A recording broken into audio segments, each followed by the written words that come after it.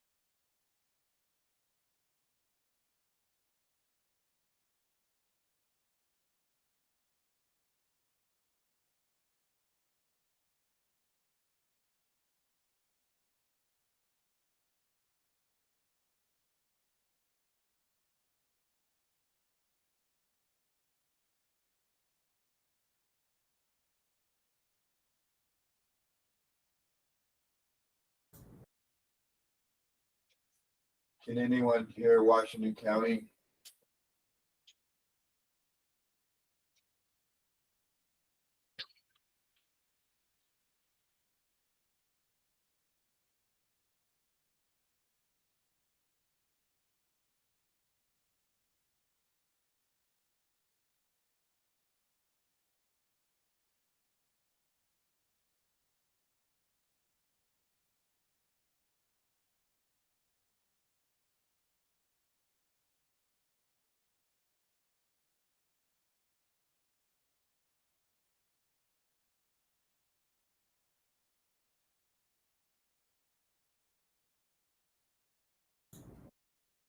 Thank you.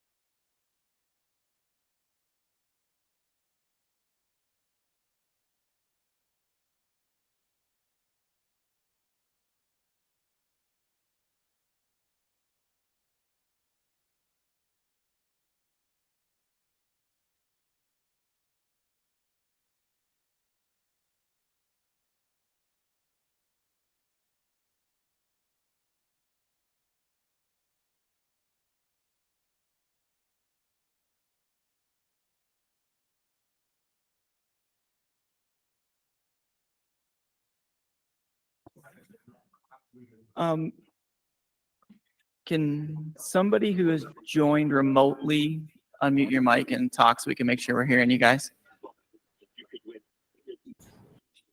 Hello from Washington County. Yeah, we're here. Okay, yep, we have you in the room. We're just getting things settled here and we should be starting shortly, so.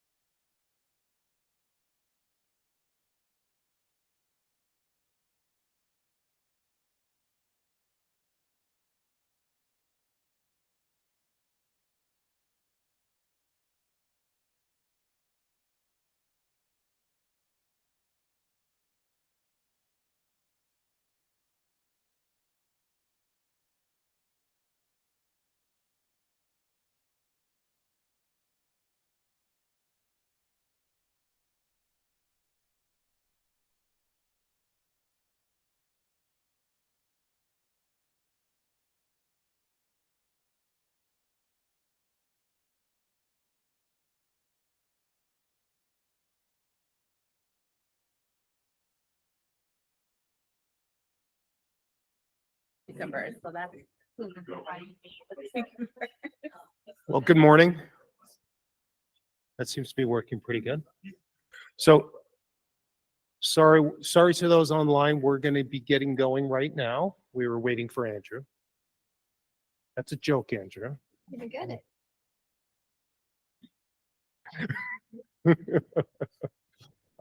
My name's Carlos Braceras. I'm with the Utah Department of Transportation. And I think what we wanted to do was start with instructions on how to use the mics. Grant, is that what you wanted to do? Just real fast. Well, if you're going to join the meeting from in the room, just make sure that your your microphone and your speakers are muted so we don't get feedback. And then when you're talking, to make sure that everybody on the other side of the room and everybody joining remotely can hear you. Make sure your microphone is on. So there's little instructions there, but red is muted, green is on, and there's a little button there. And as you can see, it picks up pretty well. So you don't really have to worry about like leaning into it too far or holding it in your hand. Like as long as it's just kind of in the way of where you're talking, they should be able to hear you pretty well. Sometimes if you pick it up or you get too close, you'll get some feedback noises, but that's it. Yeah. Thank you, Grant. And maybe I'll look to, do I see anyone online? I see Lee Perry, Commissioner Perry. Can you hear us okay online? I can hear you fine. Can you hear me? Yep, perfect. Thank you. Thank you for that technology test. And so I just want to welcome everyone here, and just anyone who's not here at the round table with mics in front of them, if you'd like to participate and say anything, please just come up to the table and we'll find a place for you to be able to get involved in the conversation. My name, like I said, is Carlos Braceras, and we'll go around, we'll do the introductions, and then we'll jump into the meeting minutes, hopefully. Marlene, do you want to start? Marlene Galindo, Executive Assistant with UDOT. And Marlene's the one who's doing all the administrative work for JPAC. She did ask me to remind everyone, for those that we have very strict rules from our comptroller's office. So please sign the sign-in sheet, because we have to show that actually those are the people that were participating in the food. So if you haven't done so, we'll pass that around here in a little bit. Tiffany Pocock, Program Development with UDOT. Elena Spenlove with the Rural Public Transit Program at UDOT. Myron Lee with Dixie MPO. Ivan Marrero, Federal Highway Administration. Ted Holton, Deputy Director, RC. Jeff Gilbert with the Cash MPO. Kathleen Alder, Mayor of Providence and Chair of the Cash MPO. Hi, I'm Andrew Gruber. I'm Executive Director of the Wasatch Front Regional Council. And I'll just note, I know we have some other members from our area that are joining online or in the room as the moments go by. Michelle Carroll, Executive Director, Mountain Land Association of Governments. And Lenny Stavenport, the MPO Director for Mountain Land Association of Governments. Beth Holbrook, Utah Transit Authority Trustee. Carlton Christensen, Chair and Trustee for the Utah Transit Authority. Andy Perucci, Riverton City Council. Okay, before we go around the room, I'd like to bring the people online, and I see Mayor Silvestrini. Mayor? Yeah, Jeff. Carlos, want me to introduce myself? Please. Okay, so Jeff Silvestrini, I'm Mayor of Mill Creek, but I'm actually here in my capacity as a board member of the Air Quality Board of the Division of Air Quality, Department of Environmental Quality. Commissioner Perry? Commissioner Lee Perry from Box Elder County. I can't see. Is that Gil? Commissioner Almquist, Washington County.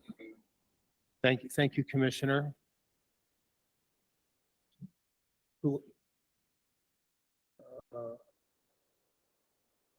Is there anyone else online who's a member of JPAC? Oh, thank you.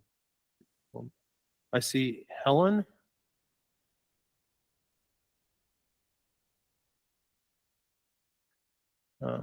Miranda?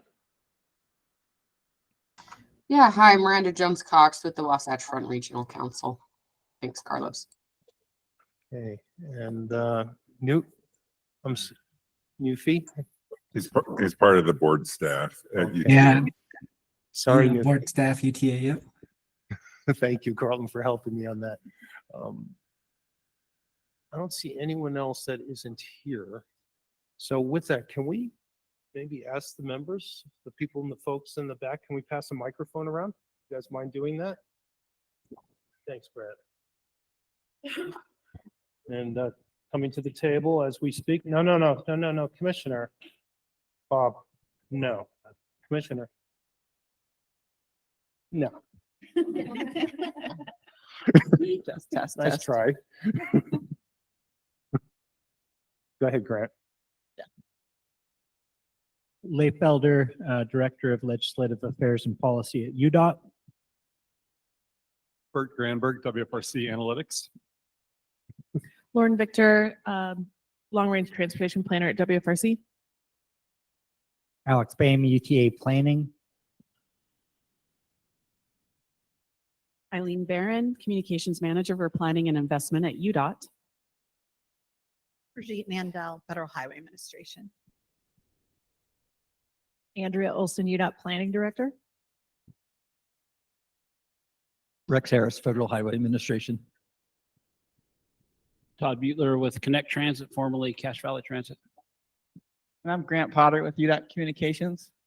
Commissioner Stevenson, and then we'll get Commissioner Powers forward. I'm Bob.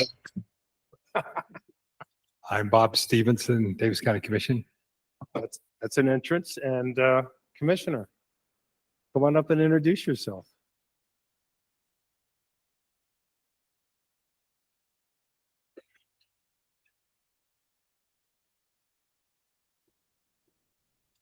Amelia Powers Gardner, Utah County Commissioner. Well, thank you everyone for that. Thank you, Grant. And we will now move into our agenda.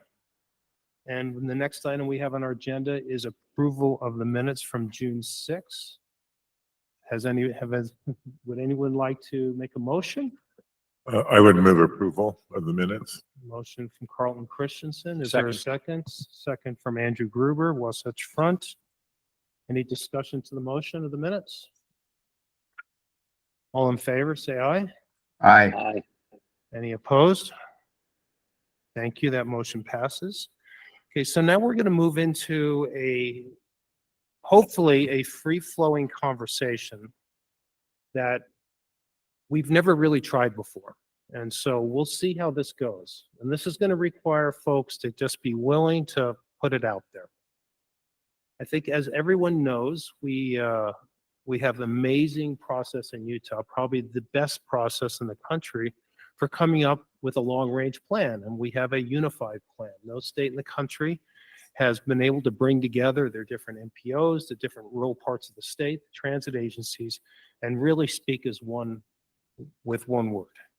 And you know, that goes back, I give all the credit to then Representative Lockhart, who when we all came together and we dumped our long range plans in front of her, and she just kind of shook her head in frustration and said, why can't you guys all get together?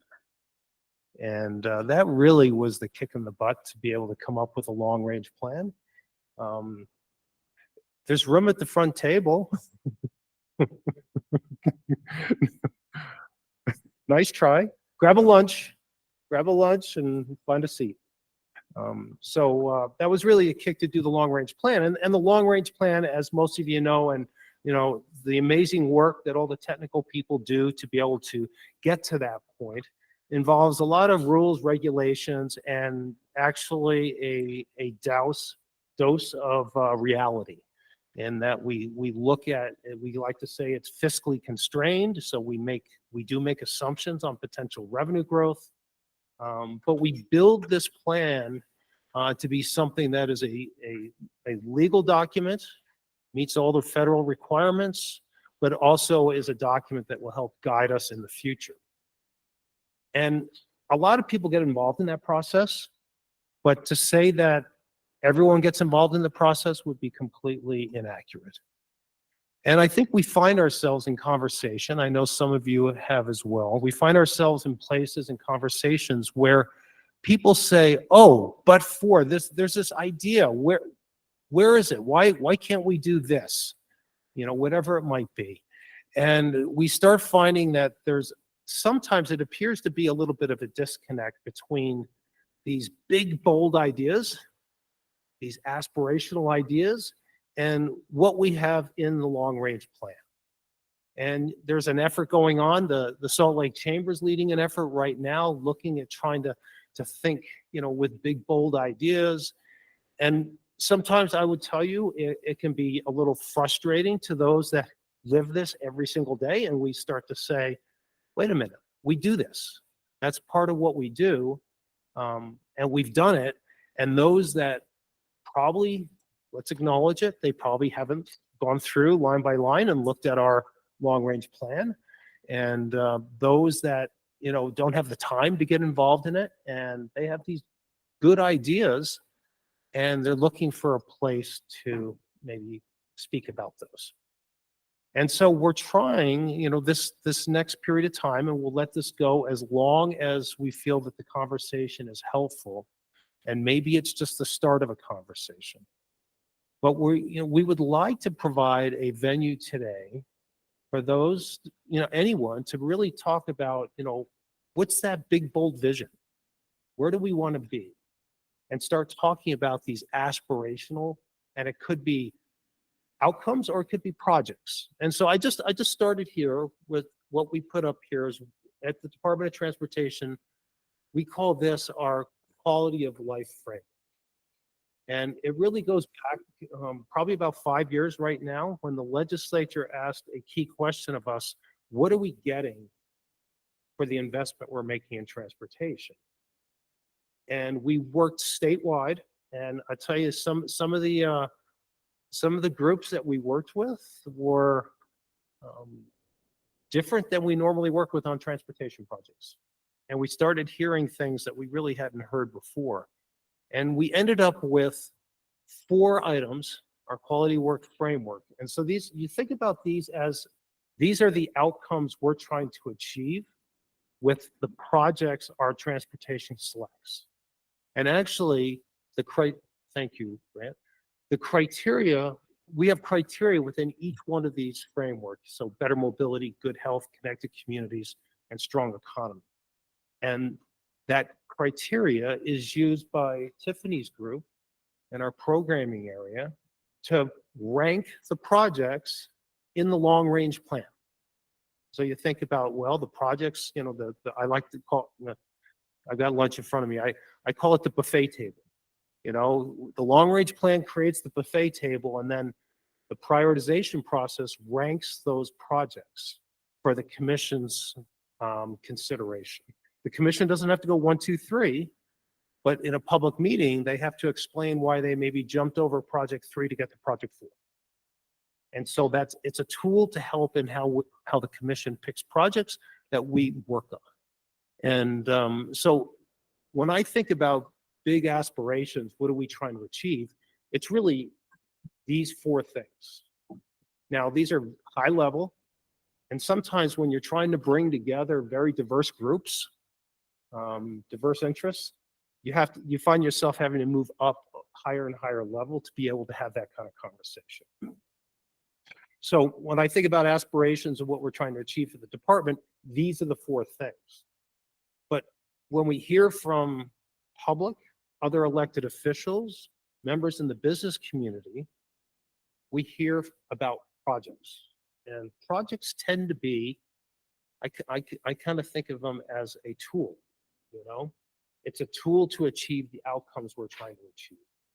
And so I'd like to maybe turn next to Andrew and get his thoughts on it, because he's been kind of dealing, trying to resolve this issue as well. I don't know where he's going to go with it, but that's okay. This is all meant to just be speaking from the heart as much as the head. How do we resolve between the two? And I think the conversation of aspirational, and I think that conversation could be a really good way to help provide additional information and additional thoughts on projects, programs into the long-range planning process. So those are my, just trying to set up what I hope is a interesting conversation for you all. So Andrew, you want to help tee it up? Yeah. Oh, I'm sorry. Gil has, Commissioner, you've raised your hand? I was just willing to pitch in, but you chose Andrew, but that's okay, because Well, Commissioner, how about if we come to you next after Andrew? that's wonderful. I'm happy to participate. Thank you, Andrew. Thank you. Okay, thank you, Carlos. And I also want to recognize Morgan County Commissioner Blaine Fackrell is here, and online, Sandy City Councilperson Allison Stroud, and I saw Nicole Bordeaux from UTA joined us as well. And there may be others I'm missing, but thanks for everybody for joining and participating. Thank you, Carlos, for laying out how really important it is that we not just think about projects, but we think about what are we all trying to achieve together. And these, this quality of life framework, these broad goals, they are a lot of what motivates our unified transportation planning work together. What are we all trying to achieve? And in fact, they're very consistent with the goals that the individual agencies develop and adopt. They're very consistent with the goals of the Wasatch Choice vision, which is not just about transportation, but it's also about land use and economic development and housing, et cetera. So it's really good to always keep in mind, what do we want for Utah now and for generations to come? And so, Carlos, thank you for starting with this, the quality of life. And I think this conversation we're having here is so important. I want to, for those of you that are not transportation professionals on a day-to-day basis, I want to sort of bring you into the nature of the tension that is at play in our work all the time. And Carlos already laid this out, but I want to make it really plain. There is a tension between this aspirations and visions and boldness for the future and what we want to accomplish. And then also, on the other hand, the pragmatism of what is actually feasible. And when I say that, I mean technically feasible, financially feasible. We don't, in the planning processes, we do not just assume that we are going to have all the money to build all of the projects that everybody wants. Candidly, that would be a lot easier. Our jobs would be easier in planning if we just said, sure, we can do everything. But we don't think it would be prudent fiscally or candidly even politically to just assume all the revenue is going to come, particularly when we're talking about taxpayer dollars. So there is a tension between being bold and aspirational and visionary on one hand, and then also being pragmatic and prudent on the other. And that is the tension that is always at play in our work.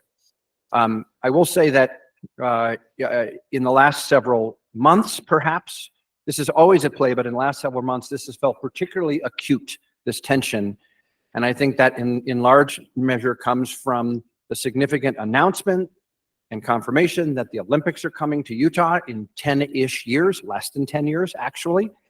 And that has really captured people's minds to think about, and this is very healthy, to think about what kind of community do we want to be 10 years from now? I'm not saying, how do we do the Olympics? I'm saying, where do we want to be as a community in 10 years? And then maybe even more importantly for our work, where do we want to be the day after the Olympics, the year after the Olympics, right? So we're going to invest not for the Olympics themselves. We're going to do the investments that make sense for our community and to meet the goals that you have on the screen here. They will help us to be even more effective in serving the world when the world comes here in 2034. And so the dialogue to have here, I think, is, as Carlos noted, what are your aspirations? It can be projects, right? It can be strategies or approaches, or what kind of community do we want to be in 10 years or 20 or 30 years? And then help us. And the beauty of JPAC is that it is a combination of elected officials, city, county, transportation agency, technical. So it brings different perspectives together. So help us think through together, what's the way that we balance that aspiration and pragmatism, and candidly demonstrate, make the best decisions we can and demonstrate to our communities and all of you, yes, we are aware of these tensions that are at play, and let's make the best decisions going forward. So, Carlos, I can stop there, but I do just want to note, I think I saw Weber County Commissioner Sharon Bolos join us, so I want to welcome her as well. Thank you. So let's go to Commissioner Almquist. Thank you. To all of you, a sincere thanks from the southern part of the state. This isn't my normal voice, just a little scratchy today. Went to Tuacahn and I cheered too loudly over the production of Anastasia. So maybe that was part of why I woke up this way. But quite frankly, I'm proud of UDOT all up and down the state. I watched one night when I had to be detoured in American Fork when you put up that beautiful overpass over I-15. I love that. I love the artwork that you put on overpasses and some of the approaches. So I'm very proud of that. And I especially want to thank over the last 20 years what UDOT's done in southern Utah. We couldn't have experienced this most explosive growth, the fastest growing county in the entire nation, without those roads. So Carlos, to you and your team and everyone there, thank you. I know all of you visit down here and appreciate being able to get around, and especially with our geologic restrictions. One of the things that I want to push for, and I'm not saying this group can do much about it, I just want you to be aware that on the northern corridor that you've heard about and that UDOT is a partner with us on, we have sued the federal government over some of their policy abuses and the favoritism they have given to groups that we respect, but that are very much on the fringe of progress and trying to prevent it. But as far as quality of life, it checks all the boxes because we really are trying to avoid all that buildup on the boulevard, on I-15, all the stacking in our off ramps that the northern corridor would relieve. And especially because it is environmentally sensitive, we have never even come close to hurting that tortoise population. And in reality, I don't think they care one bit about the tortoise. I think they care about winning in court and justifying their existence. But for needed mobility, we need to get people from Washington City to Ivins and up Highway 18 to other, and we just can't put it all down the boulevard. And quite frankly, I don't want to overwhelm I-15. You already have stresses on I-15, so that's one of it. Improved economy, yeah, it probably will, but what it won't do is if one of the alternatives is to come down the boulevard and change Tabernacle or 100 South into a one-way couplet, that would actually hurt the economy. So we don't want that alternative for sure.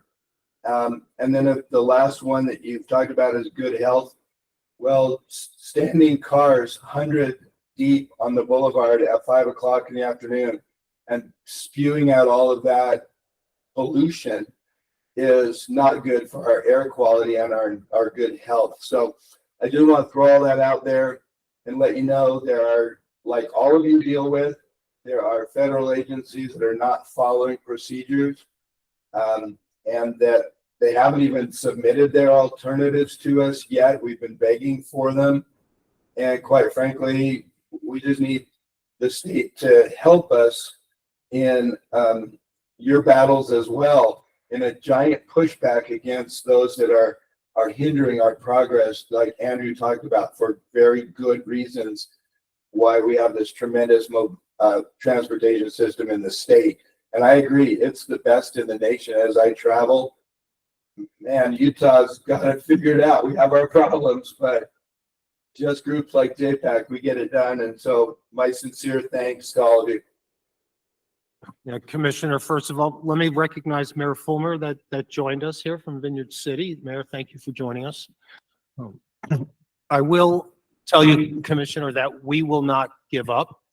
The Northern Corridor really is a project that I think we can point to that 25 years ago we were actively working on, and it was a vision at that time, but it goes back even longer than that in terms of what the community had visioned. And so I think that's an example of thinking big, having a vision, and working towards it. But we will not give up. And for a lot of folks that may not be familiar with the project, I just want to commend the county, because the county is doing through land purchases and commitments, They are enhancing the opportunity for the desert tortoise in ways that would never have been available, but for this project working together. And so the county has been amazing and the state is committed to it, and we're not going to give up, Commissioner. So thank you. Awesome, thank you.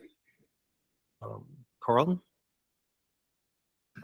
I mean, this has been an interesting question, and as I've been contemplating it, and I remember when I took this position about not quite 6 years ago now, I remember in my confirmation hearing really getting drilled on our inclination to finance overhauling of equipment and cars and light rail cars and those kind of things. And why would you go into debt? And when we looked at our 5-year financial picture, about next year, there was a fiscal cliff for UTA. As we've worked through those issues this last 5 or 6 years, we've worked out a lot of the liquidity, but it has left a gap on the financing side. So now you're to this point where you think aspirationally and you're trying to balance that with fiscal reality. And it artificially limits your creativity in the sense of, to Andrew's earlier point, how do you balance those competing demands?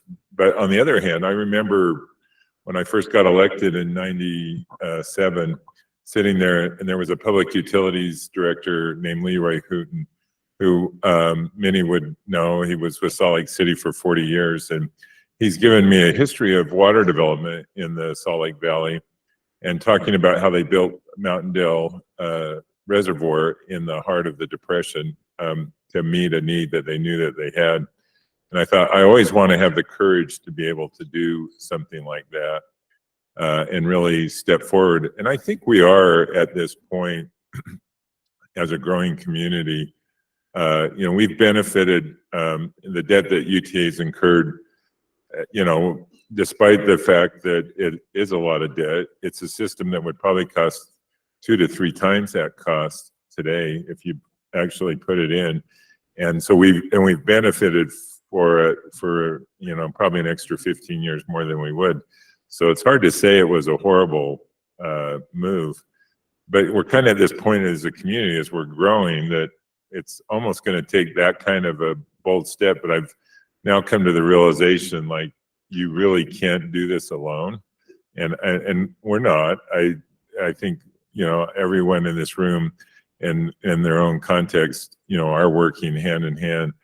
But it probably will take a pretty concerted effort of recognizing that vision and then just figuring out what are some pathways so you're not stepping back and, like this Northern Corridor thing, actually making efforts to preserve the option of being able to do some of the things that, aspirationally we contemplate. You hope that aspirational would have at least a sense of, this makes sense long-term if we can figure out how to fund it. Like, I think there has to be a little bit of truth telling. I don't think we're quite to the Jetson, although I don't know, maybe we are with unmanned movement, but we're not quite to the Jetson car thing yet. But I think you would want to leave an option open in those discussions. So anyway. Lenise? Thank you, Carlos. I'll just note that in the work that we do in developing the long-range transportation plans, there is certainly an element of aspiration in the work that we do. Is it communicated? Probably enough, probably not. And is it aspirational enough? Probably not. So I think our next steps need to be twofold. I think we need to do a better job of communicating our plans and our work, in addition to really thinking bigger within sort of that pragmatic, prudent lens. And I'll just end with, I believe Mayor Merrill has joined us as well. I just wanted to recognize her. Thank you. Thank you. Yes, Mayor. As an electric car driver, we talked about it last time a little bit, just on the sidebar, but what are we going to tell the world when they come here for the Olympics? They're like 2 fast charging stations in Salt Lake. I don't know about Ogden, but I live in Logan. I have an electric car. If I'm running out of electricity miles, then I've got to go to Tremont to a fast charger because I'm not going to sit there for 4 hours while my car charges. And we haven't built the infrastructure. I don't know that it's up to the taxpayers to do that, but UDOT needs to be a leader in pushing that to say, private industry, how are you doing that? But we also have to bring the electricity companies together, because it was my understanding that when Beaver came online with their fast charging stations, it closed Beaver down. When a whole bunch of people were charging their vehicles, it closed them down.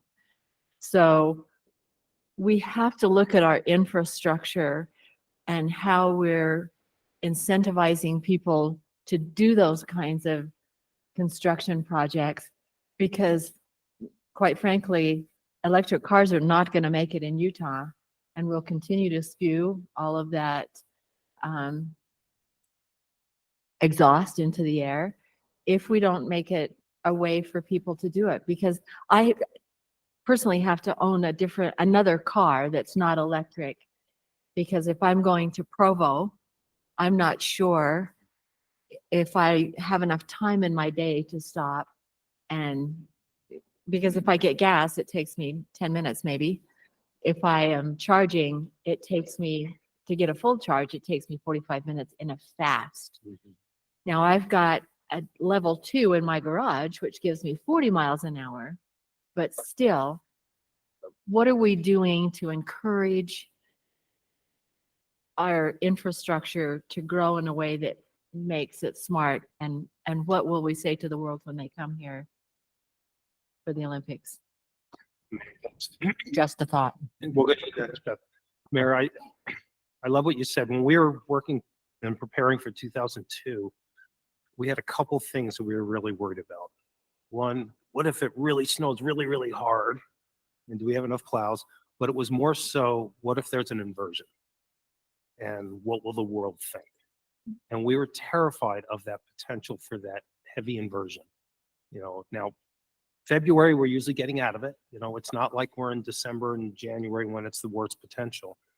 And so your point on electrification and electrification infrastructure, I think is really important. Now, we've had a lot of discussions on what is government's role versus the private sector's role. There's a tipping point. So there's a point at which we believe government has a role to play to provide that infrastructure so that we can get over that hurdle of range anxiety and people are willing to make that choice to invest in those vehicles. Then we believe it's the private sector's job to take that on. What's interesting is, as you look at the amount of power we're going to need right now, with some of the groups I'm in, we're looking at, in 10 years, we're going to have to probably triple the amount of power generation to provide the kind of power we're talking about for that electric future. That's a big change. And, we kind of look at power generation and transmission as, oh, that's somebody else's job, but we need to be thinking about how we're in the game. And so I think, you're talking about a big dream of electrification. Part of that is tied to power generation, and government's role versus private sector role is all in it. I will tell you that, the legislature has provided funding, and many in this room are part of the steering committee for the Aspire Center, and we're preparing a statewide strategic electrification plan. So a plan for electrification of vehicles, transit vehicles, rail, plane, and we're looking at what that will take to do it. And we're also looking at what kind of power sources it will take to do that. So big idea. We're trying to figure out how to get there. Beth? Thanks. I think that is such a great discussion. And I also wanted to kind of talk about the fact that none of these topics that we're discussing are individual, siloed, all by themselves. They are all interconnected. And so when Andrew talks about land use and zoning, that's the housing piece, that's the commercial development, that's the economic development, if you want to look at it at a higher level. And how we integrate that, I think, is going to continue to matter. It also talks about power generation. It talks about what's the best strategy for people to connect. At UTA, we're looking at all types of vehicles. Right now, if you're in the federal funding space, it is no low emission vehicles that are getting the funding. So that means either electric, CNG, or hydrogen. They don't really have a lot of hydrogen facilities, but that does limit us when we're looking at projects as we do capital development. But I think that one of the things that I could not agree more on with what Lenise said is the communication piece. We have to start bringing our communities with us. And there are communities out there in varying stages that are, people get upset and frustrated because they just feel like they're not being brought along in the conversation. And they feel like, oh my gosh, when did this happen? And we have got to work, I think, harder and smarter, maybe smarter as opposed to just harder, to really make sure that we are bringing our communities along and talking about housing, talking about the connectivity, talking about the value of regional economic development and what that means. It's connectivity on our roads, it's connectivity through transit, active transportation, all of those things, but it's also lifestyle. It's why people move here. It's why they want to invest their lives here. And we have got to figure out a strategy to talk about these aspirational elements that we're looking at, but also bringing the public with us, bringing our communities with us, and talking about how, if I were to overlay the Wasatch Choice and talk about how we're strategizing, how much more value that's going to bring than just allowing building and roads and, maybe the occasional transit to just willy-nilly appear, because it doesn't work that way. And I just want to kind of bring that up because it is all interconnected. It's all infrastructure. So thank you. If I can just say, as a mayor, what I hear the most is, no one told me. Why didn't they tell me that you were going to build a road here? Or why didn't they tell me that you were going to put a sidewalk in? We tried to tell them, but those plans went into place, maybe before they were looking, and it didn't affect them at the time. So they didn't, they weren't paying attention. But I totally agree. We've got to let people know what we're doing and why we're doing it, so that they feel like they're included, or they can at least have some say in it. Yeah, I think we need to all think together, because if you ask, and I know our professionals do an amazing job of communication. It's just amazing the time and effort, thought they put into how to communicate. And Mayor, your point, we struggle with this, like with internal communication. Our employees constantly say, I'm not getting the information I want. And we've never communicated more with our employees.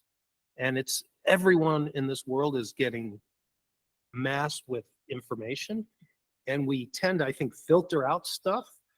But when we hear something that we didn't know about, then all of a sudden it's a communication problem. And so how we communicate, the way we present information, we have to think through how to do this better, because just throwing out a website or, saying we held a public meeting, that doesn't work anymore in this busy, busy world. So I'm going to go to Tiffany, and then I saw Commissioner looking like he wants to go. Yeah, I just wanted to lean into, I've heard about the Jetsons car and the electric vehicle. What I'm hearing is, leveling up to our, quality of life and the vision for Utah in the future. Some of the folks, growing up in Utah don't even want to own a car. And so leaning into having trails, having options, having choices for people to get to where they want to go, when they want to go, is also kind of aspirational in Tiffany's opinion. So. Commissioner. Yeah, appreciate just a second spindle out there. As far as planning goes, and Andrew, with what the MPOs have done and what we're we're seeing is an amazing thing, and looking out to 2050. And I think that one of the comments that you made that we really need to stop and think about was the funding situation, and the fact that we've been very fortunate the past 5 years or so to have a whole lot of money that seems to be, coming into the state. And I think we have to be realistic about, one aspect of it, and that was because of COVID and the CARES and the ARPA money that came into the state, which people were spending a lot of money, which sales taxes were considerably high at not only the state, but the county, the city levels. And that's pretty well drying up now. And we're probably going to see more of a flat issue. So I think we have to become smarter as we look at these items up here. A lot of these things takes money to be able to accomplish it and get out to 2050. Not only to hope I'm still alive barely, but also to be able to accomplish all the things along the way. And I think that the other thing that we have to be cognizant of as far as funding goes is that, and I'm going to kind of smile when I ask Carlos this question, is that you go back 10 years ago, and I don't think we were talking about moving 5600 south in the Sunset Roy area over closer to the base. And, that's not like that's a, $9,999 project to be able to do that. And so throughout the next, through this planning period up to 2050, there's going to be a whole lot of things that are going to pop up that we have no idea on. And so back to the funding, and this is something I think that we as a group, also the legislature, has to look at, is that we do have in place funding sources besides what comes in at the state. And that's going to be your third quarter, your Prop 1, these different mitigation funds that deal with the license plate with that comes. And, somewhere along the line, when they were all put in place, they all had very, very good purposes. But now that we're, 5, 6, 10 years into some of these funds, do we need to start finding more flexibility in these funds? On the 5th, we did see Salt Lake County try to work for a little more flexibility in these types of fundings. Do we need to start saying, okay, they've got some very specific, maybe that needs to be some very flexible ways so we can utilize these dollars for transportation and things that need to be there. And then one other thing too, and I think we're all, especially, UDOT, Wasatch Front, the Mountain Land, and everyone is very good at grants, but I think we need to start working the federal officers more and more and more to try to get funding, because it's going to become harder and harder from the state to be able to do it. This stuff's great, but you got to have the dollars to go along with it. You got to figure out how to do that. So Maybe I'll share a story about when I first met the commissioner. Well, it wasn't the first time, but he came in as mayor, Layton, and he wanted an interchange. He had a vision. He wanted an interchange redone. He kept asking me how much money it is. I can't remember what number it was. Was it 28 million or something? Let's say 28 million. Then I got a call to meet him in the Capitol, and he shows up with this big box of $100,000 bars that equaled the $28 million. He says, "Here, I want my interchange now." It was kind of interesting though on that. This was the first time I had met Carlos, and the first time I was mayor at that time, being able to, try to figure things out.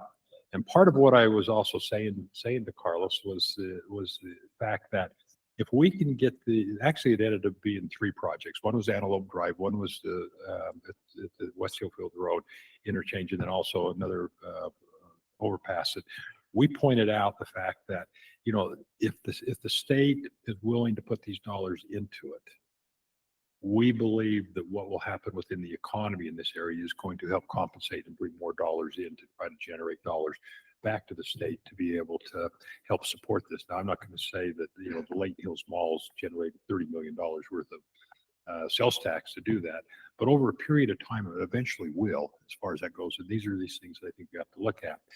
The $100,000 bars, which I never said anything to Carlos on this, and this is kind of like I'm in confessional, is that I had worked for Nestle, and before I left, I had gotten plenty of samples of candy bars. These things were all but outdated, but let me tell you, he took them. Well, and I was going to say, for the record, I didn't keep those to myself. They came back here and they were shared with everyone else. So sorry if folks said. So what are we missing? I'm sorry. You're Councilman. totally good. I wanted to foot stomp what Beth said, that there's an interconnectedness to all policy decisions when it comes to transportation investments. I mean, people are making housing decisions because of the cost of housing, and that impacts our transportation decisions, and that impacts how people are traveling and what, it may not be how they want to travel or where they want to live, but where they're forced to do so and how they're forced to do so. And so I'm sure and confident that this is taken into account in the planning process, but I think better communicating that and better seeking feedback from constituencies on, although you may be traveling this way right now, how would you like to travel? Although you may be working here right now, where do you actually want to work? Because people have aspirations as well. And as we're talking about transportation aspirations, they're going to be impacted by a lot of external factors. Yeah. Sorry, Andrew, go.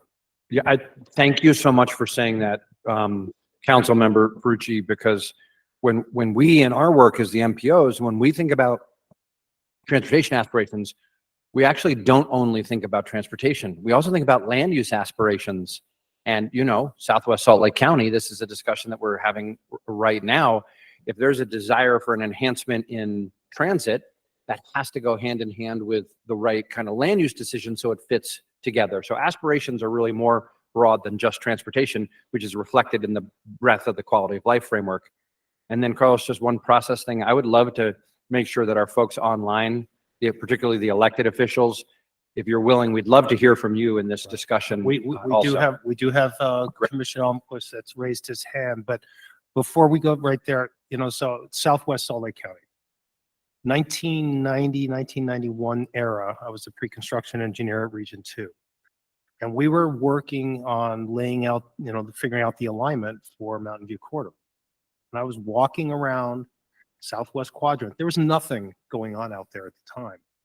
But that's when we started and worked with Envision Utah and brought together all the elected officials, all the interest groups, and started talking about the vision of, well, based on how the communities want to grow, these are the types of transportation facilities that could support that growth. And so you think back, that's 30 years ago. We were laying the framework both between how the communities grow and the types of transportation that would support it. And that's how long it takes. So Commissioner Almquist, please.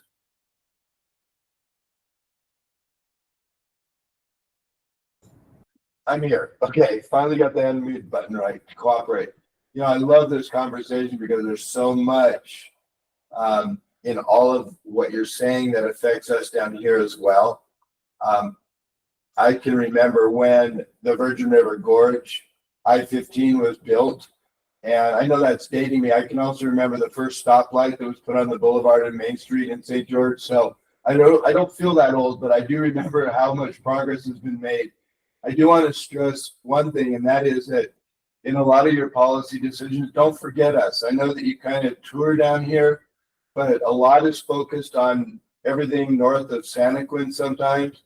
But we are 200,000 people. And on any given day, according to the Kim Gardner Institute and their demographics, we also have 50 to 75,000 people here that are not residents.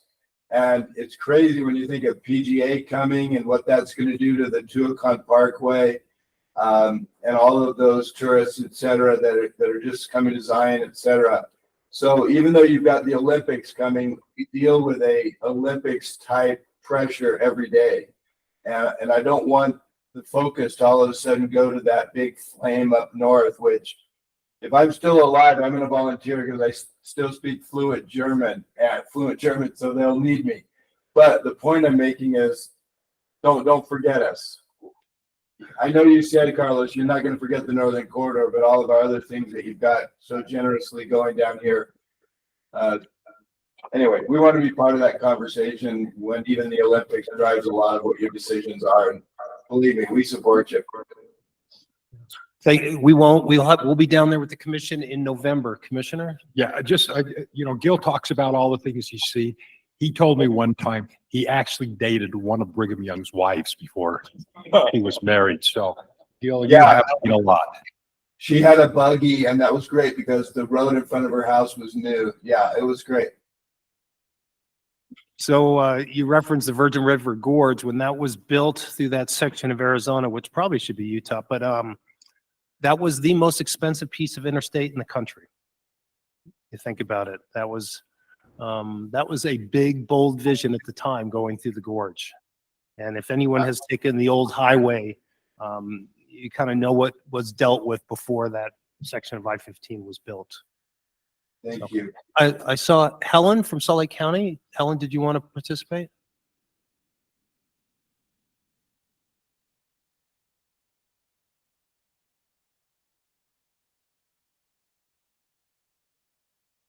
Helen? No? Okay. I do also think that we need to be careful in talking about the Olympics, and I would urge caution in highlighting that as the reason for these investments, because that is a temporary event, and we're talking about long-term transformational investments. And I know that the public is only going to have a kind of a shelf life on the appetite for that being the excuse for these investments. I'm already hearing it from residents that they don't care about the Olympics, they care about their traffic right now. Right, and I think that's a really good point. I think we use the Olympics as a point in time at which to make sure we get those long-term projects in the right condition for that point. But what I'm interested in, elected officials, we coined a term a couple years ago, and for our folks to help build the community of your dreams. And this is so what types of transportation facilities would help you build the community of your dreams? And, that's where you could just, wild and crazy stuff, don't feel like it has to be grounded in reality. And the commissioner has recently bought a new home off of one of our facilities, and she's graciously sharing traffic data with me. I know Carlos is really excited that I just bought a home off of 2100 in Lehigh so that I can travel on the worst traffic corridor of the state on a regular basis and give him updates on the transportation. That's, I take my job as commissioner seriously, and I wanted to make sure that I was living the experience of my citizens on a daily basis and then giving real-time feedback to Carlos. As we look at, you want the vision of the future. Well, I was wondering where on this scale of like innovation and reality would a road across the lake fall? Andrew, I'm just wondering, a road across Utah Lake. As we talk about communities of the future, we look at a community of 200,000 west of Utah Lake is going to have 200,000 in just a few years. And then if we look 10 years down the road when the Olympics get here, we'll be 300,000-400,000 out there, and eventually there will be 1 million people out there. So obviously these east-west corridors in Utah County are really important. I think the number one issue facing all of our communities, particularly on the Wasatch Front, is affordable housing. And the most land on the Wasatch Front is west of Utah Lake in Utah County, right? So that's where all the land is. And I think transportation and affordable housing go hand in hand, and a lot of people don't realize that, right? Like if we can get to the available land, i.e. west of Utah Lake, then we can build more homes, and this is a supply and demand thing for the entire Wasatch Front. If we were able to have good transportation west of Utah Lake, it would help the affordable housing from Logan to Nephi, because we'd have more supply. But with that said, most of the people looking to buy homes are teenagers, right? I have now, they will be in their 20s and 30s. I have 5 teenagers, 4 of whom are eligible to drive, and only 1 has a driver's license because the other 3 don't want to. Right? Yeah, because we're driving. But really, to your point, Gen Z doesn't all want, they don't all want to. We were all like 16 years old standing at the DMV on our birthdays. Gen Z is not. And so when I look at what is my community of the future look like, if you want me to throw vision out there, I would love to have multimodal transportation across the board. My big corridors, east-west, would be along Utah Lake. I'd love an east-west corridor that goes to the Provo Airport. I would love an east-west. I would love multimodal on Pioneer Crossing. I would love that on 2100, whether that be active transportation and, public transit and a road. And then I would love to see front runner going all the way to Nephi, if not all the way down to, with a bullet train down to Washington County. I think I've heard Stuart Adams talk about that. But yeah, this idea of when we look at these corridors, let's look at public transit. We have an entire generation coming up that just thinks differently than we do. Thank you. That's exactly the conversation we wanted to hear. Mayor Silverstein. Yeah, so I'm going to push back maybe on one of the comments that was made earlier, because in the 2002 Olympics, I remember the Levitt Luge. I remember what a pain in the butt it was. But one of the legacies of those games, was improving I-15 and making it into the highway that it is today. And while we all have frustrations with it because we have continued to grow, it actually is a marvelous facility and is much better than what it was before. And I do think that we should think big here and think about what kind of legacy can we give to to benefit our Wasatch Front community. No offense, Washington County, but what can we give the people here who are to remember these games by? And I'm not advocating for a highway across Utah Lake, but I do see that would solve a lot of problems that are going to arise. It's already difficult, for folks to get out of Saratoga Springs and Eagle Mountain, either to Provo or to Salt Lake, just because of the congestion of that corridor. So I do think we can think about something big like that. I don't know that it's a highway. Maybe it's better, more robust transit. I know we're already working on the front runner double tracking, but I think we need to think big about something like that we can have as a legacy from these games. Thank you, Mayor. Commissioner? It seems to me like most of the talk is all centered around where all the people are. You got to not forget the rural communities, and we have needs too. However, I'd love to see a bullet train or some other kind of transit going across Utah Lake. Then I might visit it a little bit more. And there's a lot of I remember the days when all we had was an old highway. It was not the interchange. I mean, the interstate. There was none of that. And I remember how long it took to get to places. And I think that's some of our goals now that we need to really consider in the futuristic is how are we going to get there still quick? Because that's why everybody likes cars. But if somehow we can put into the planning to where we're not having to use cars as much, go back to the Jetson age, that kind of a thing, we need to be looking at all types of futuristic kinds of whatever we can dream when we're looking at transporting people from one place to another place instead of using so many cars. Because I hate to see all the cars. That's why I live where I live. But that place is getting more and more cars and less ability to use even other transportation, such as bicycles. It was one of my goals when I was working and getting paid for a job. I always wanted to ride a bicycle all the way from Oregon, all the way down to Centerville and go to work and come back home. Problem is, it took too long. And there was, some of the roads we could do that, but it was hard to do that. I think I did it. I may have done it once, but that was it. And I don't think I want to do it again unless there's a good trail. So Andrew, if you can get me a trail, that would be great. All the way from Morgan County, all the way down to Bountiful would be nice. And we'll ride it together. What's that? We'll ride it together. Yes, and we will ride it together, even if I am crippled. Well, that's perfect advertisement for the Utah Trail Network that we're building, a regional trail system connecting the local systems around the state. So thank you, Commissioner. Mayor Fulmer?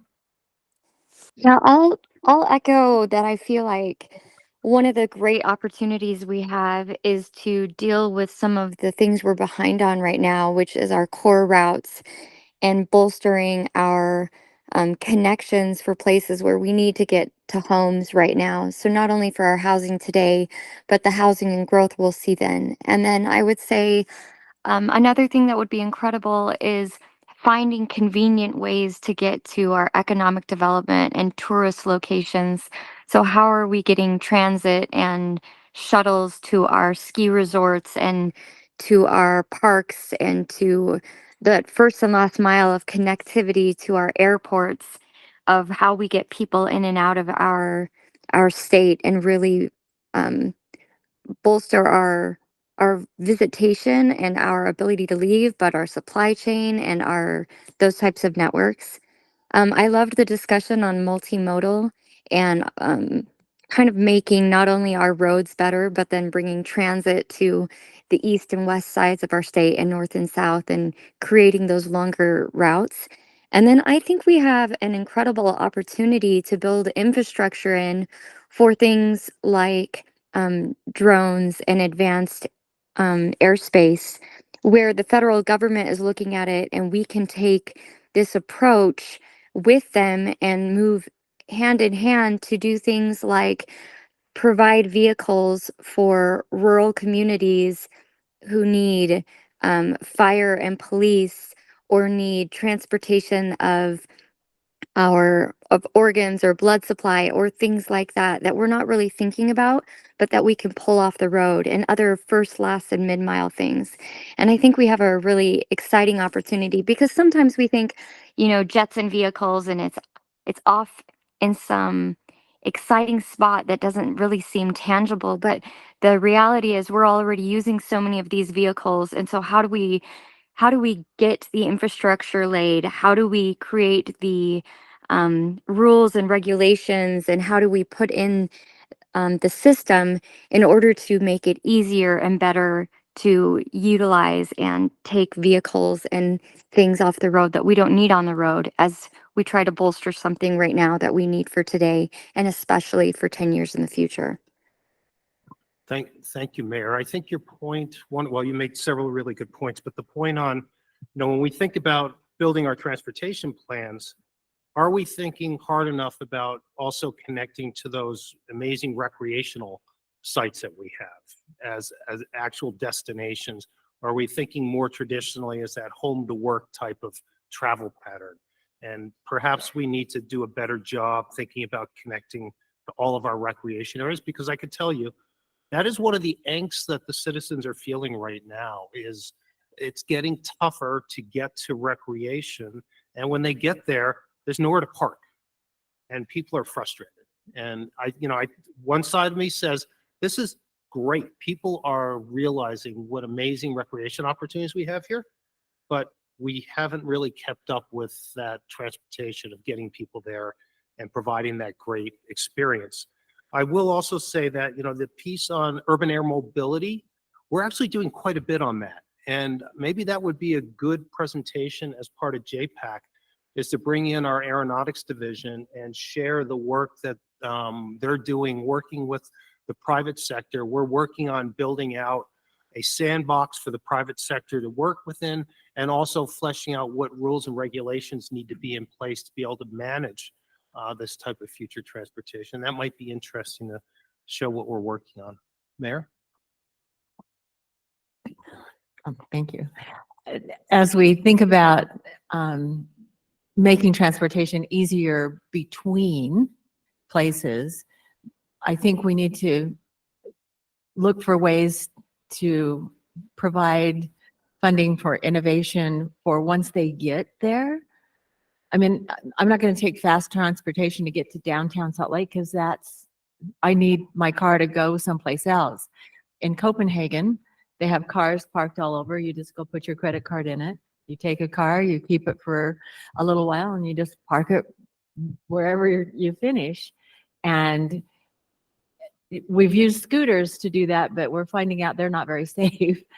But are we incentivizing companies and people to come up with some innovative ways so that as a public, we're not having to build all kinds of infrastructure and put tracks down and all of those kind of things? Because as a taxpayer, I pay a lot of tax, and if we can get the private sector to come forward with innovative things, it makes it so that my tax dollars can go for sewer and water. Well said, Mayor. That's exactly where I was going to go in our Truth in Taxation hearing a couple weeks ago. Was that fun? It was so fun, especially the part where I looked at Commissioner Gardner after a developer stands up and he says, I have to pay $2.4 million in property taxes, and I had to pay over 600 grand to build a road. And as he sat down, the audience applauded. And I thought, hey, people, if he didn't pay $600,000 to build that road, your taxes would, right? And so it brings me to the point of something that Michelle and I were just talking about. We also need development and jobs on the west side of Utah Lake, right? Development helps to build the roads and the infrastructure. And as we continue to work with those developers, and that as that happens, that's when we get really good products, I think, and good transportation from all of us. So Commissioner Gordon, yeah. Thank you, Commissioner. I think it's so important. We think about homes and affordability, and we think it's just plopping, thousands of homes out there. It's more than that. It's building a full community that has that shopping, has those businesses, and creates that sense of a community, not just a place you go to sleep and you leave to go to work. And I think that's harder to do than just having a developer come in, build 1,000 homes and leave. I'm so glad that you brought these points up, Commissioner Gordon, that it's in part about developers in the private sector participating in the funding of infrastructure, but then also the coordination, again, land use and transportation. And Commissioner, you brought forward this idea of all the development that ultimately will occur on the west side of Utah Lake. And if it's only homes, then what's going to happen to transportation? The people that are going to jobs, that are commuting to jobs, they're going to drive around or across the lake, and they're going to need that. But if there are also jobs there, if there's a mix of uses there, so there can be complete communities. And this is the notion behind Daybreak in South Jordan, which, by the way, Mayor Ramsey is not able to be here today, and she apologizes for that. But she actually did ask me to mention two things, and so you're giving me the opportunity. I'm taking the opportunity to mention one of them, which is, again, that coordination of where homes are built, where people live, where jobs are, where they work, what their destinations are for shopping or for entertainment or recreation and parks, to coordinate those things together, because that is a transportation strategy in of itself. Transportation strategy is not just about building transportation capacity, it's about coordinating land use and transportation. It's incredibly powerful. That's what underlies the Wasatch Choice vision, which weaves in with the transportation plans.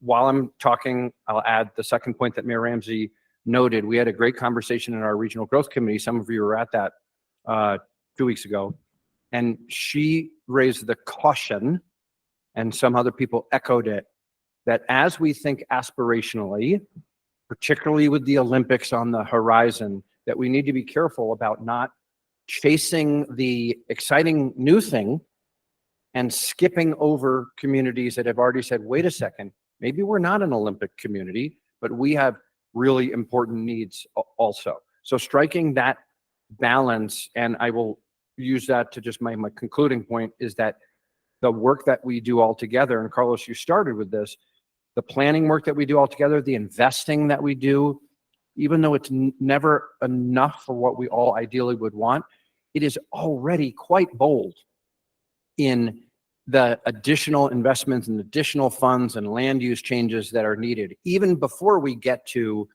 adding on additional aspirations. So we just have to strike that balance and be careful that we're not shortchanging communities that have worked and planned for a long time in favor of exciting aspirations. That balance has to be struck. Thank you. Beth? I love this discussion piece, because one of the things that I was talking to Cameron Deal about with the league just earlier this morning is the fact that there are roughly a dozen what we call legacy cities that have really old infrastructure, homes that are like 100 years old or even like 75 to 100 years old. And all of the work that is going to need to be done to get them to now have the housing piece addressed, right? These homes have serious updates needed to them. Sewer lines that are, like, I'm thinking of Ogden City when I say this. Ogden has a 100-year-plus old sewer line. How are these things also going to be addressed? And I think that that's mirroring what Mayor Ramsey, by Andrew there, is talking about, is we also have to be incorporating all of these other elements to make sure that as we do these projects, that we are continuing that connectivity piece. 50% of UTA's riders are under the age of 34. And that speaks to what Commissioner Gardner was saying, is that people don't, or 34-year-olds and under, aren't necessarily chasing a driver's license or chasing a picket fence way far away from wherever it is that they're going to go. They're looking at things completely differently. With the median house price at $627,000 and more, if you're in some other areas, that's a huge burden on today's future buyers. Or, you know, even if I have kids who would like to buy right now, that's just not an option. How we integrate our connectivity with transit, roads, and active transportation is going to continue to be critical. It's going to improve and maintain our economic development and allow the next generation to start to purchase homes. That's just going to be the key thing. And that is far superseding the Olympic discussion. It's really talking about how our community is going to look. And just as an FYI, I was in real estate when Daybreak was dirt. And I remember taking this tour out there and I'm like, really? Okay. Okay, yeah, I guess I can see that. But to see it today is incredible. And that's design, and it's thoughtful, and it takes a while. Councilman. Yeah, I really like the aspiration of having development match the needs and the lifestyles and experiences. But on the point of also being realistic, when that doesn't happen, we need to make sure that our plans take that into account and prepare for that eventuality. Because reality is we're not going to be these decision makers forever, and people in the future will not be bound by the decisions we make today. And so, like, a community like Riverton that is bordering a community like Harriman that's going to grow by 50 to 100,000 more people, if they don't have job centers, then they're going to be driving through our streets, and that terrifies us. They already are driving through our streets, which is awesome, and they shop in our communities, and work in our communities, and we love them and are great neighbors. But there are lots of cities like that in this state that are going to have impacts based upon decision makers outside of their boundaries. Yes. And just making sure that planning takes that into account. Yeah, and the planning has to try to take that into account. It also has to be flexible enough to adapt to changes, because changes are going to happen. Yeah. And we have things that drive decisions that are outside of the things we're talking about, because everything we're talking about is logical, makes sense. It's what we all want to do. But just something as simple as the way we distribute sales tax is a big driver in some of the decision making in terms of, you know, where businesses, retail, all those things get located. And we have to acknowledge that that's the state of reality. So we are getting, I think this has been a great conversation, but what I would like to, you know, maybe see elected officials, you know, in 5 words or less. I mean, what is that big thing you wish you had for your community? Commissioner. You mean currently that we would like? Or what you think you need in the future. So what is that one big thing you think you would like?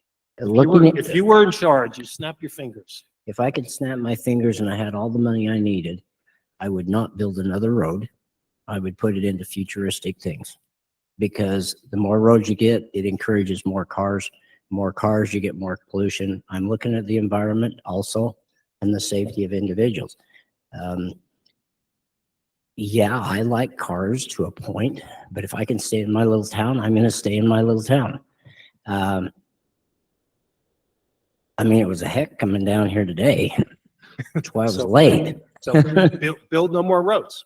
Well, if I could do that, I think it would save more money by not building more roads. But yet I want, currently in the next 10 or 15 years, I'd like to see that interchange in Morgan County.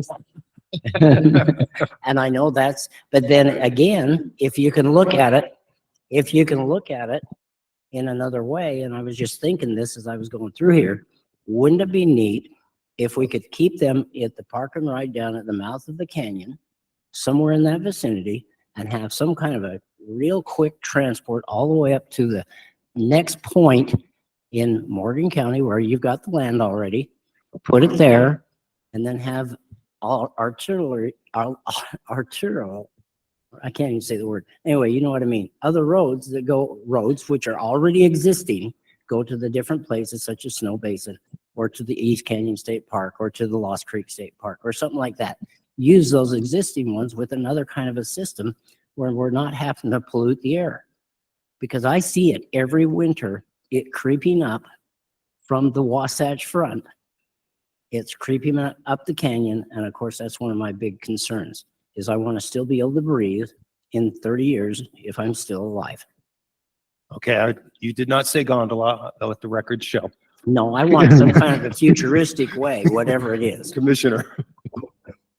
East-west multimodal transportation corridors. Commissioner. I can't. This will be more than 5 words because you've taught me that. So. Now, I think that the thing that I believe that is important is that everyone in the state of Utah has to continue to come together to join in to accomplishing the goals. We need to get out of the selfishness of I'm more concerned about my community and look more about the fact of, okay, this all ties together now. We've got to work together and realize what's good for Utah County is going to be good for Davis County. So. Yeah, east-west multimodal transportation options. Yeah, 100%. I completely agree with you. Commissioner. 5 words. What's your dream?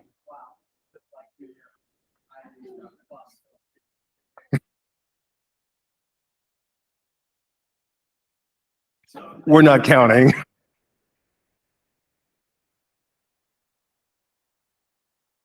At least it was transportation. Needed a pin.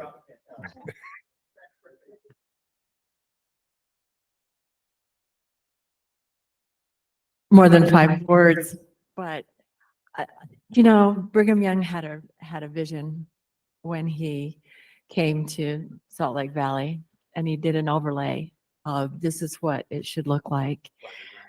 And we've done that somehow a little bit in Cache Valley, but somehow the good old boys got together and said, you scratch my back, I'll scratch yours. Yes, you can put a Smith's right where this road needs to go through. So if we could have an overlay that shows where we're going to build east-west, that's another problem for Cache Valley. You can go through it north-south, but east-west is a problem. So I would like to have some kind of an overlay that said, this is what we see. And of course, people are going to say, oh, I can do whatever I want with my land. But if we had something on there that gives guidance to developers and people who are doing things, not only that, this NIMBYism that, as we talk about, we've got to have jobs out there west of Utah Lake. I can guarantee you citizens will come and say, I don't want one of those big buildings next to me. I'm not against growth, but put it over there. Don't put it by me. So if we prepare people with the information about what is coming, it's easier. To articulate that, I mean, that was, again, Mayor, you helped me with my thoughts. But there is one community west that is embracing the manufacturing growth and another one that's not.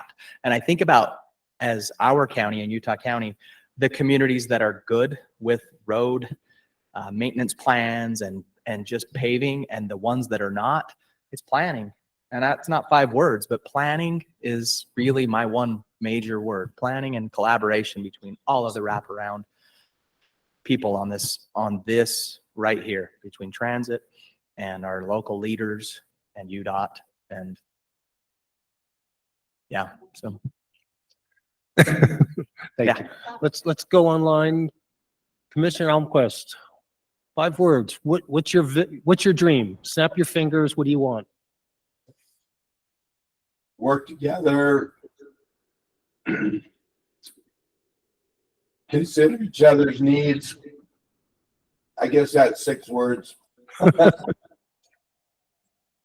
We've been collaborating a long time with Northern Utah, and we've appreciated them coming, and we want to continue that because we know that the legislature is lopsided when it comes to representatives.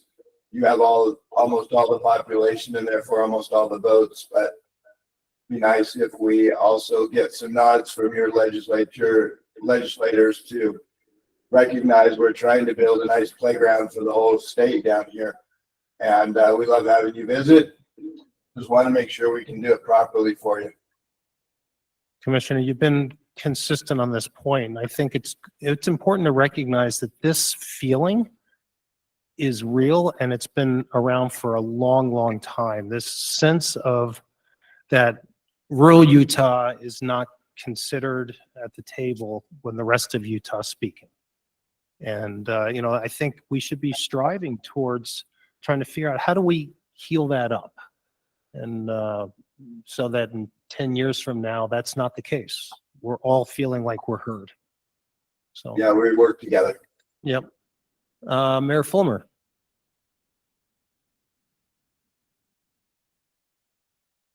Sorry, it took me a second to get unpaused, unmuted. I would say connected multimodal systems, let's see, to help us grow, that are sustainable and help us thrive in economic development. Thank you. Thank you. Thank you. Councilmember Stroud?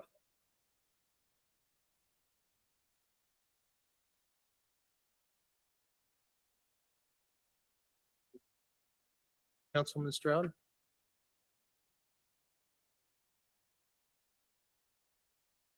Oh, are there, I don't know if I can't see any of the other, can you? Okay. Anyone else here before we move on to the last 2 topics? What do you wish you had said and you didn't say? Huh? Oh. Mayor Merrill. Merrill. No, I mean, I have appreciated everything that has been said so far. I feel sad for the communities that are not excited about the Olympics because I see that as a positive thing for Utah. And I appreciate that the committee is looking at that and thinking about in the future. As you know, our community is way off on the side somewhere, right? But I realize the importance of an event coming like this, what happened before when it came before, and how I don't know if Utah was necessarily anticipating the magnitude of the effect that it was going to have on our greater economy. And I feel like, I'm excited for that to happen. And I'm glad that we're already starting to think about it and planning ahead for it. Thank you. Anyone else?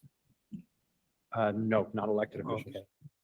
Okay, thank you all for that conversation. That's not the end of the conversation. So I'd like all of you, if you think of something that's, you think might be a little crazy, it's a big idea, something that you would like to see actually considered or pushed, please talk with us. Talk with your MPO, talk with me, Commissioner.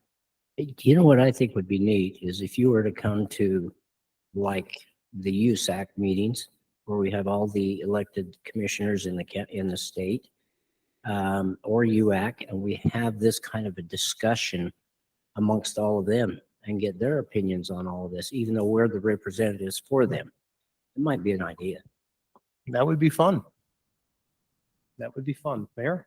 The ULCT is having their conference in September, the first part of September. And if you were to come to have a roundtable of some sort with the city officials, I think that would be awesome.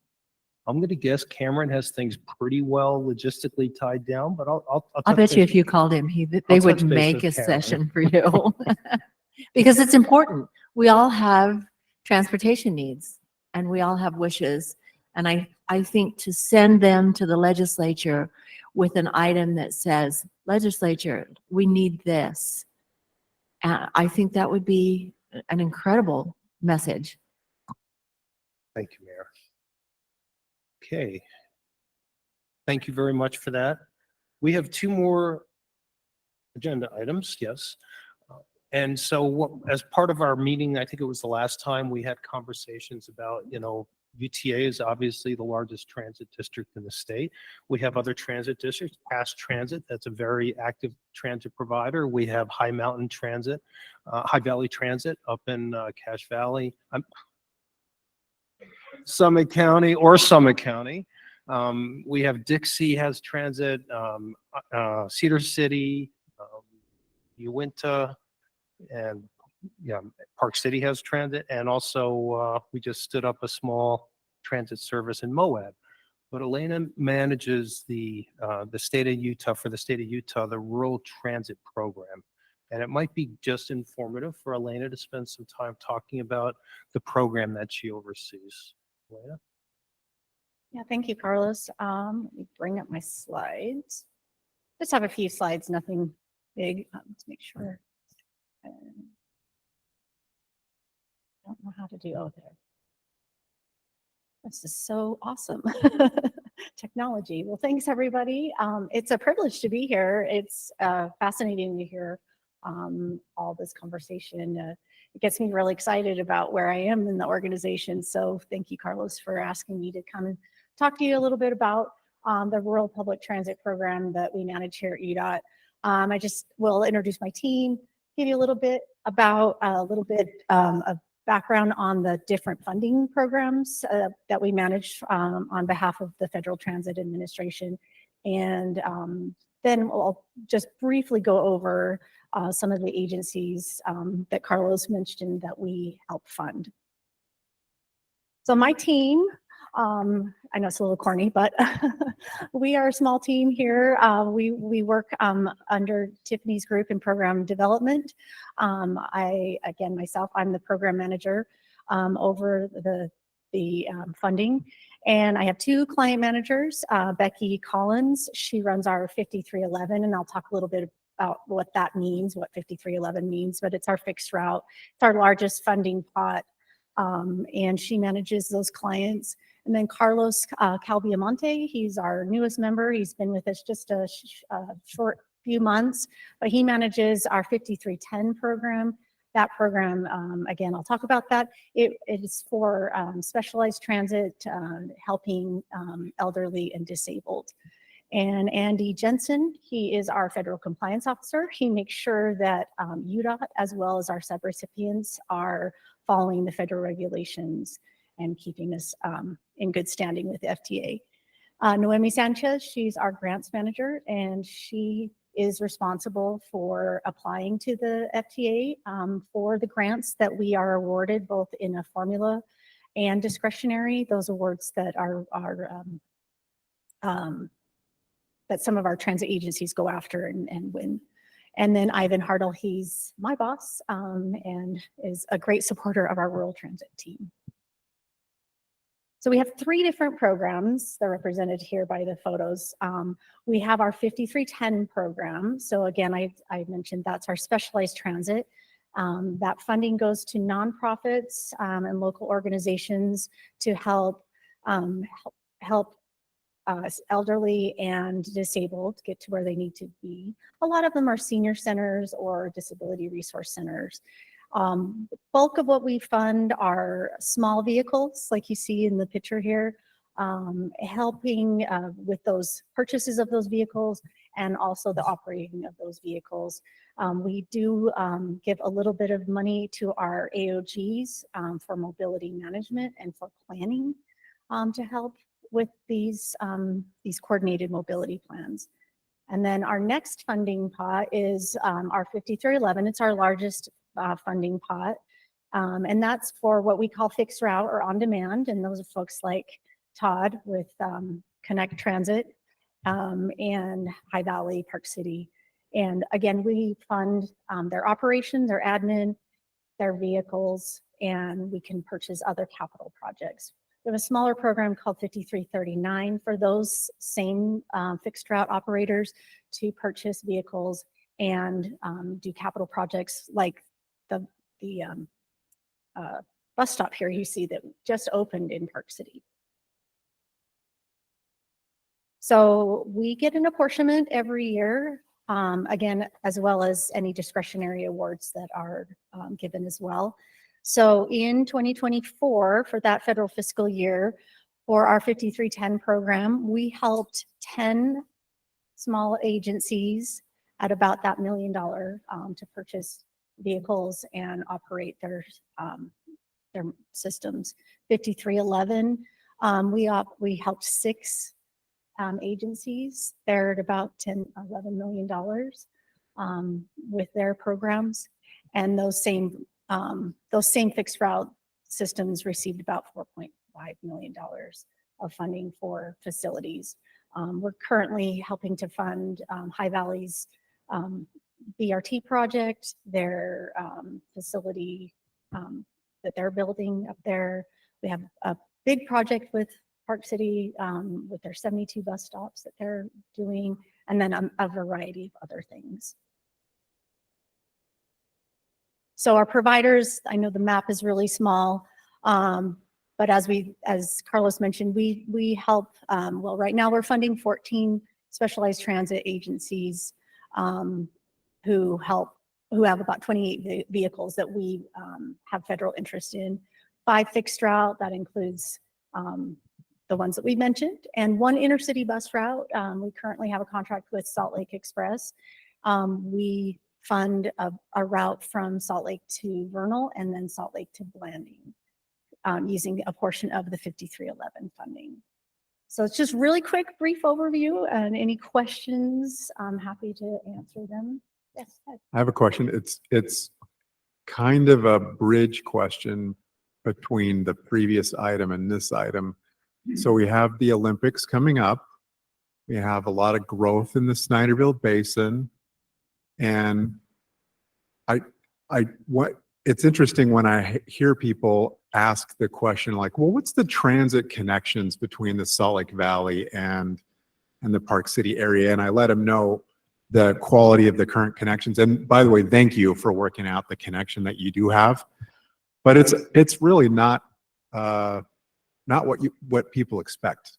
And I think it's not probably what we might aspire to of transit connections between the valley. And I don't know if this is I don't know how to end the question, but I don't know if there are conversations that are being had or if there ought to be conversations about, what do we do leading up to the Olympics and after the Olympics? What should we aim towards? Well, I think that's great, Ted. I really do. I know that, High Valley is definitely looking at additional things that they can do. But certainly that's something that we need to be thinking about. And it's a Sorry. it's a gift. But it's a question also for UTA, right? Yeah. So oh, go Sorry, ahead. I just wanted to follow up with Elena. I do want to give Elena's team some credit that she is pushing on Carlos and I. This is a federal program that our federal partners are 100% paying for right now, but we are challenging ourselves to help with additional state resources. So kudos to Thank you. Elena. I appreciate you saying that is something that we really do see as a need in our rural communities, is that state contribution. Some of these, especially our 5310 providers, they struggle. They're trying to do these longer trips, get people to medical appointments, get them out and socializing, and they have a really hard time even coming up with their little 20% match. So thank you for saying that. A number of years, UTA under contract with originally Park City and then High Valley Transit, did a shuttle to Summit County, had service there. When we had an operator shortage, we discontinued that, but we made arrangements for High Valley to connect into a half a dozen places in our system so that people could transfer over. You know, one of the things that has been really fortunate, if you're in a lot of metro areas, it isn't uncommon for you to transfer from one system to the next, even on a county line. And, you know, kudos to the legislature and others who years ago allowed it to be a multi-county service area. And, you know, it's voluntary. Those counties opt in. And I think my understanding, Wasatch County's had some conversation with High Valley.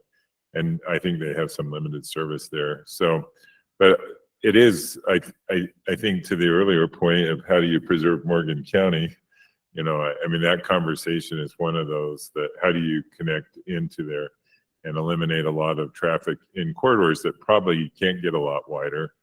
I mean, you can make some safety improvements, but those canyons are what they are. And so, you know, trying to figure that out, I think, is one of those aspirational things that would be good to figure out over the next 10 years or so. Yeah, Ted, I hear about this desire a lot, is for a cleaner, better connection. So good point. Okay. Thank you, Elena. Yeah, again, I'll just for Elena, we were the recipients of a not so good FTA audit. And we then asked somebody who can fix things, Elena, to step into this role. And we've just, our most recent audit is, it really attests to how great a job she's doing. So thank you.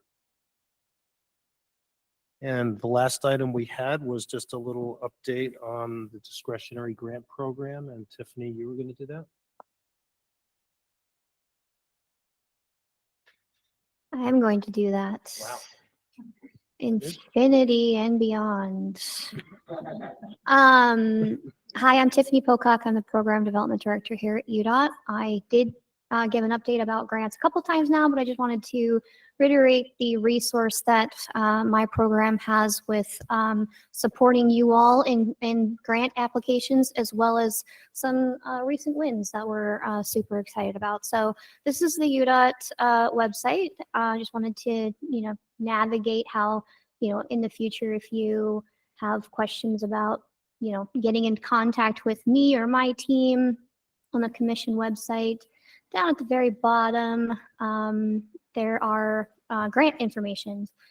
One of them is our grant dashboard, which is what UDOT is approaching from the federal discretionary grant, but there's also a support link here where it also links you to our dashboard, which is what UDOT is going after, as well as what we are supporting our locals, as well as some grant information about upcoming NOFOs or Grants 101. What is a grant? What can I apply for as a local?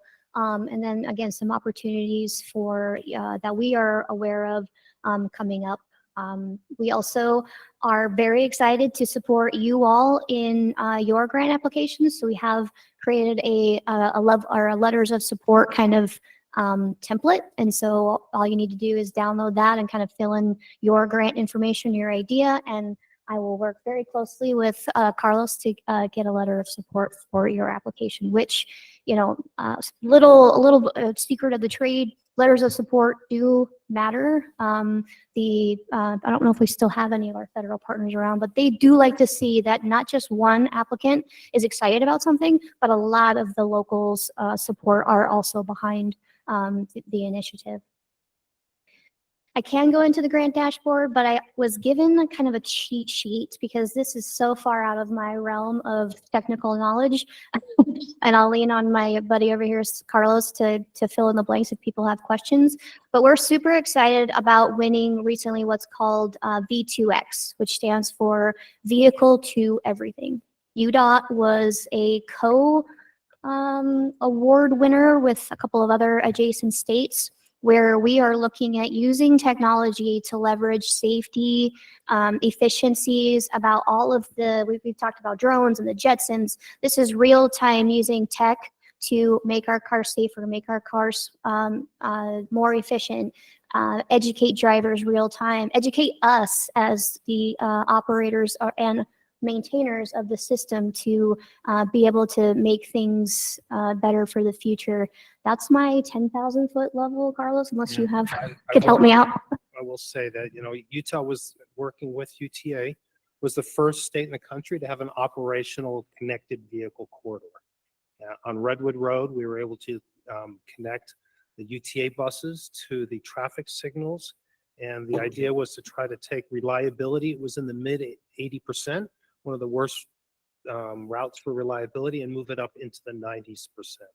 And so it was a real success for that. So the idea is, think about when we had personal computers. I mean, I was around when we were programming computers with cards, and we had shoe boxes with cards. But then remember when PCs came out? They were standalone devices, right? We'd walk around with 5 1/4 inch floppies, and we'd kind of stick those into the computer and maybe walk to the next computer and share something back and forth. That's really what we have today when we think about our cars.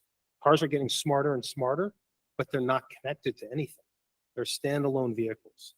And so what we're working towards is the same thing of what the internet did to computers is what this V2X is going to do for transportation and cars and transit. We're connecting the system together. And it's going to make it safer, and it's going to make it vehicles and transit move better and smoother. And so we're really excited about this. Utah was picked because we basically decided we're going to go ahead and try it. We're going to learn. We made plenty of mistakes, but we pushed ahead on our own. And when the US government saw that, they said, that's where we want a big success. And so this is $20 million to demonstrate a big success. And we're excited to have received this grant. Anything else? Any questions on that? I'm happy to field them to Carlos on your behalf. Tiffany, I really appreciate what UDOT is doing and the staffing that you're bringing to help all of us in transportation do grant applications. And to tie this back to where we started on our plans and support letters.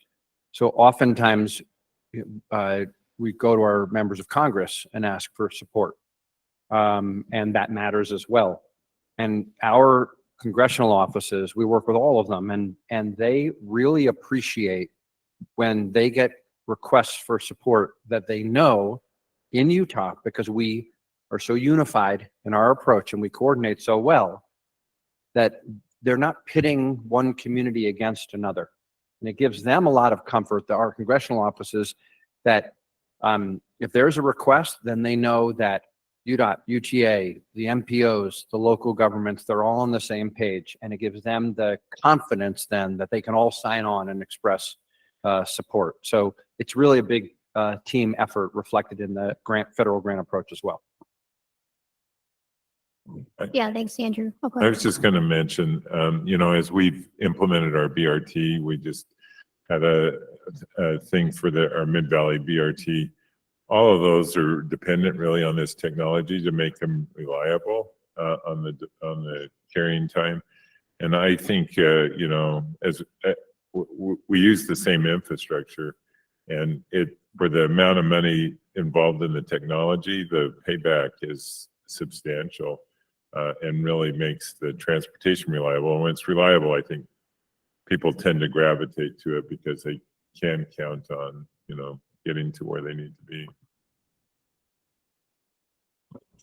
No, I was just going to go ahead. Maybe with those upgrades, we'll get more Gen Xers in the cars, Amelia.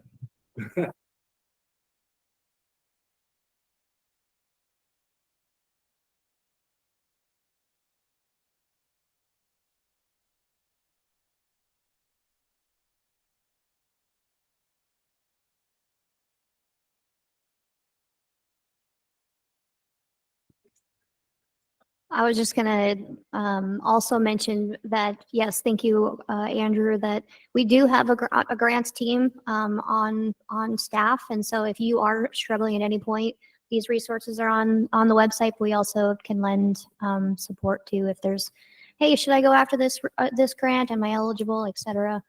Some other grants that we've recently won are a RAISE grant for looking at expanding our trail network down in the Four Corners.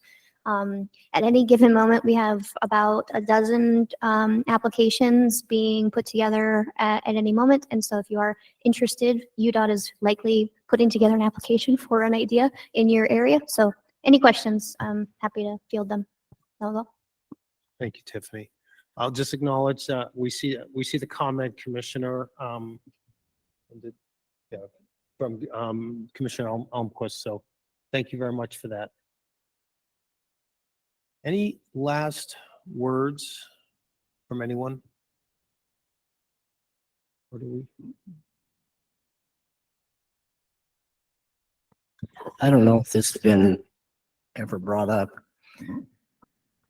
If the state legislature could do a statewide sales tax for transportation needs that is mandated, that the monies would return to those counties, I think that would help to take care of some of these future plans for UDOT instead of having to ask constantly for more money.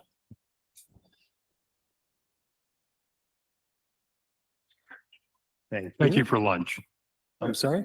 Thank you for lunch. You're welcome, Commissioner. Do we have one final motion? Move to adjourn. Thank you. All in favor? All in favor?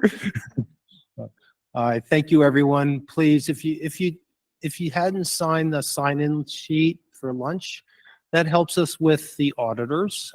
So we would appreciate if you would sign that. But other than that, thank you for participation. And if you have anything that you would like to discuss in the next JPAC meeting, anything that you would like to bring forward or you'd like us to come to present, if you have questions on anything, please let us know and we'll make sure to put together an item on that. Okay? Thank you. Carlos, those online, will you add us to the list of attendees? I'm sorry, Commissioner? Would you add us to the list of attendees? Yes, we will, Commissioner. Thank you. Gotcha. Thank you for participating. You're awesome.